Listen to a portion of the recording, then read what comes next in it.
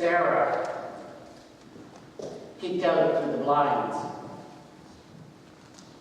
to where the children were playing in the street. She scowled. They were at it again. How many times had she told her son that he was not to play with that boy, Ishmael, who lived next door? Oh, it had been hard to explain. It wasn't as if Ishmael and his mother, Hagar, were bad people. In fact, Sarah had always kind of liked Hagar. There had been a time when they were almost sisters. But there was no escaping the fact that Hagar's family was different from her own. Hagar was a single mom. There was no denying that she loved her son, that she did whatever she could to take care of him, but her family was different. No father in the picture.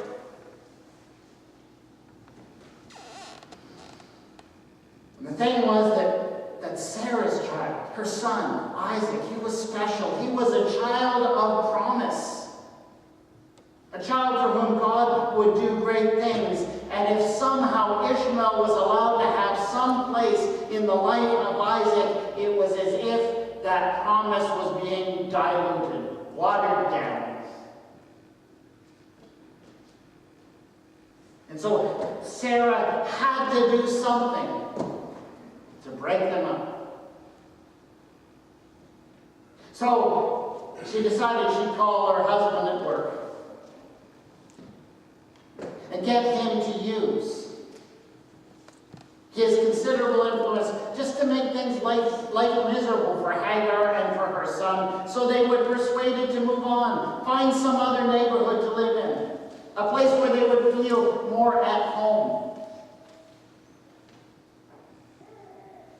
And when Sarah thought about it that way, it was almost like she was doing them a favor. Wouldn't they feel more comfortable in a place like that? And if Abraham and Sarah and Hagar lived today, would their story go down like that? How much has really changed in the ways that we think about and treat families that are different from our own? The story of Genesis is the story of a promise, a great and wonderful promise. God comes to Abraham and Sarah and he says to them, go. Go from your country and your kindred and your father's house to the land that I will show you. I will make of you a great nation, and I will bless you and make your name great, so that you will be a blessing. I will bless those who bless you, and those who curse you I will curse, and this is the best part, and in you all the families of the earth will be blessed. It is an incredible promise. But no sooner does God give this promise to Abraham and to Sarah than that promise is thrown into danger and into doubt. For you see, Abraham and Sarah, they don't have any children. And what is the point of a promise to be made a great nation if you don't have any kids to pass that promise on to? So the rest of the book of Genesis is basically the story of the desperate scramble to make sure that that promise does not fail. And Hagar is part of Abraham and Sarah's plan to save the promise from extinction. Sarah gives Hagar, her serving girl, to Abraham so that Abraham may have a child from her. Shocking? Unacceptable? Absolutely. That's how we'd see it. But you see, the point of view of the book of Genesis is this. So important is this promise, so essential that this promise not fail, that just about anything is acceptable in service to that promise. So Hagar is given to Sarah, Ishmael is born. But it turns out that God has another plan, a better plan. And so it is that against all hope, against all expectation, Sarah, even in her old age, is given a son of her own, Isaac, the child who is supposed to inherit this great promise. And this is all what sets up this clash that takes place in our reading this morning from the book of Genesis. When Isaac gets to a certain age, when he's old enough to be weaned, and in that society children were weaned very late, so he was probably maybe 4 or 5 years old. But when it comes time for Isaac to be weaned, Abraham throws a big party. And you know how those parties go. After the cake, what do the kids do? They go off and they start playing together. But when Sarah sees her son Isaac, this child of promise, playing with Ishmael, she kind of loses it. What is that son of a slave, that son who has no real father, what is he doing playing with my child? And yet I have exact same reaction as you. I mean, how can Sarah react like that? Has she no self-examination? Does she not even appreciate the role that she played in forcing Hagar to have a child while not married, having a child without a real father, and raising her son as the son of a slave? Does Sarah have no recognition that she played a role in that? But I don't know today, I don't necessarily want to be too hard on Sarah. Because I think we do that all. We all do that a little bit. We all have a certain tendency, a certain quickness to look at other families, families that are different from our own, families that are not set up like ours, and we are quick to condemn and to criticize. And we're not so quick to take the time and make the effort to understand the causes and the root things that cause families to be configured in certain ways. We are not quick to understand and appreciate the stresses and strains that those families are under. We're more like Sarah than we'd like to admit. So no, I'm not thrilled with Sarah in this passage. I know she's one of the heroes of our faith. But she lets me down. And Abraham lets me down too. I mean, Ishmael is his own flesh and blood. Hagar, the mother of his son. Surely Abraham owes them more than a skin of water and a loaf of bread and a swift kick in the behind, but that's what he gives them. I'm not impressed with them.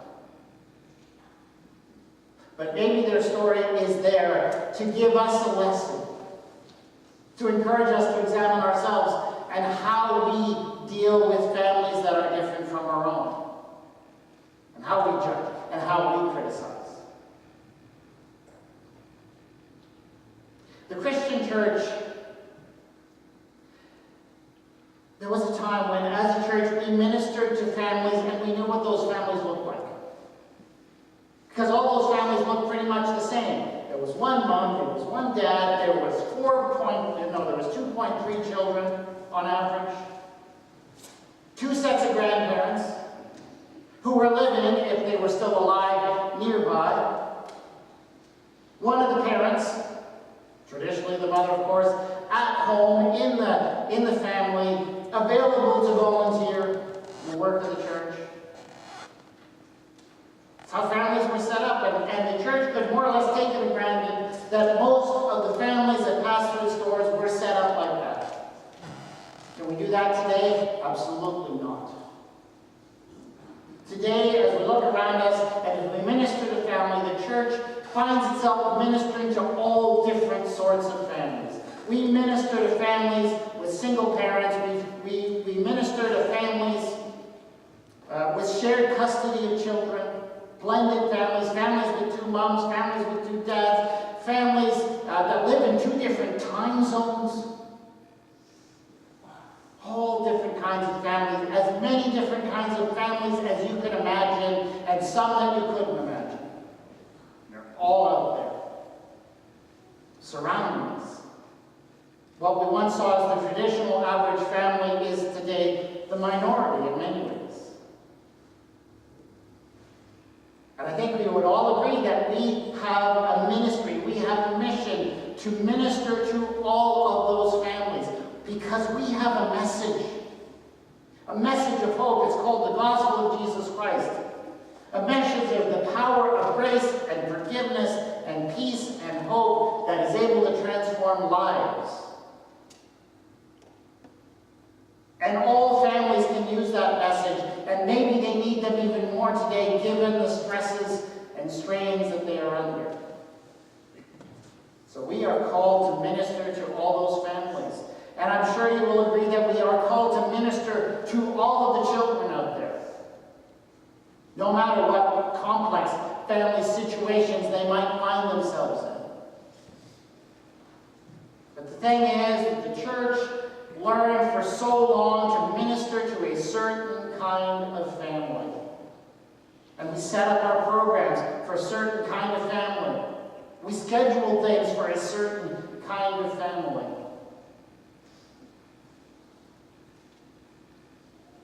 There's not so many of those certain kinds of family around anymore, and that's one key reason why the church is struggling in many ways today. Sarah had a task. It was a good task. She had a promise that she had received from God, that she had to pass on to her son Isaac. That was the right thing to do. It's our task too. We have received a promise from God, an incredible promise in the words of the Christian gospel. And it is our task, and our focus needs to be on passing that promise on to our children. But the danger is that we might make the same mistake that Sarah did. Sarah was afraid. She thought that that promise would be devalued, would be watered down if it had to be shared with another family that was not like her own. She was wrong. It's an easy trap to fall into. I particularly appreciate God's role in this whole story in the book of Genesis. I'm not impressed with the people. I'm not impressed with Sarah, who says, cast out that son of a slave. I'm even less impressed with Abraham, who does nothing, basically. I mean, the Bible tells us that he's upset for the sake of his son, but he doesn't do anything about it. He doesn't stand up to Sarah. Abraham's worse, I think. So I'm disappointed with these people, though we call them heroes of our faith, but I'm not disappointed with God. What does God do in this story? First of all, God lets them make their mistakes. God says to Abraham, yeah, go ahead. Do what Sarah tells you. I'm not going to stop you. God will do that. God will not stop us from making our mistakes. But that doesn't mean God makes it clear that he has failed in his promises to Ishmael. God will do whatever it takes to make sure that Ishmael inherits his part in the promise. And for me, that's a promise for the church today. I am not afraid. If I thought it was up to us, only up to us and our ability to communicate to the next generation the message of the gospel, I would have given up long ago, because we mess that up so often. But the truth of the matter is God is committed, and God will find a way. God will make sure that somehow that message gets through to the next generation, and the where God is committed. The danger in the story in Genesis doesn't really have to do with Hagar and Ishmael. The danger has to do with Abraham and Sarah and Isaac. Because what they do is, by trying to protect that promise and to confine it to their own son, what they do is they actually devalue it. Because a promise from God, a heritage from God, actually becomes more valuable the more freely it is shared.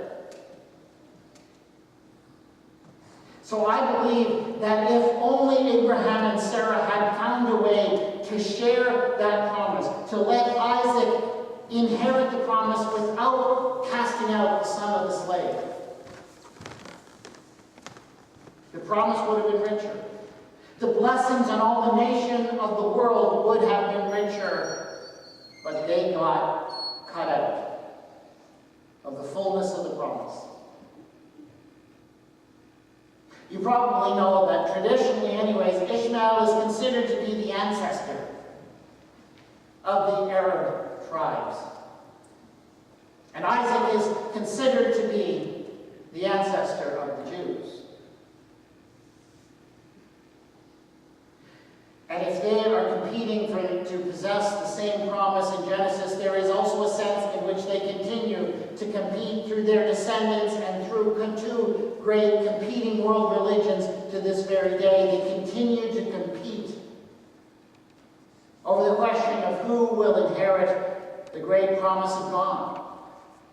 And you all know that the effects of that ongoing competition, the hatred, the war, the destruction that has come from that, is terrible.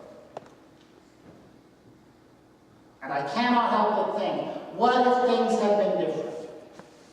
What if somehow Abraham and Sarah had found a way to possess the promise and pass it on to their son and not exclude Ishmael? How much greater would the promise have been? How much more blessing would there have been to go around? But they missed their opportunity. So my worry for the church today is not that somehow the gospel message will be lost, that it will never get to the next generation. That's in God's hands. My worry is for the church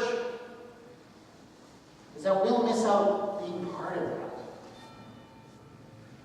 By failing to resolve, to change if need be in order to minister to all kinds of family and all kinds of children, no matter what families they come from. We may be shut out from the blessing of being part of the place where God is taking His church today. In many ways, that is the greatest challenge facing the church. How will we minister to that ever-changing family and the society around us?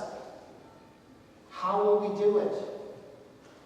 We knew how to minister in previous generations to a certain kind of family, and sometimes we fall into thinking, well, all we got to do is go back and do what we used to do so well, and everything will be fine, but it won't. Because the family's changed and changing, and it won't change back for our convenience. The challenge is before us. And the question is, how will we react to those families who show up among us, to those who walk through our doors and are different from our own families? Will we welcome them with open arms? Will we make them feel truly at home? Will we make our programs work for them? Or will we fall into Sarah's error? I trust, with God's help, we will not.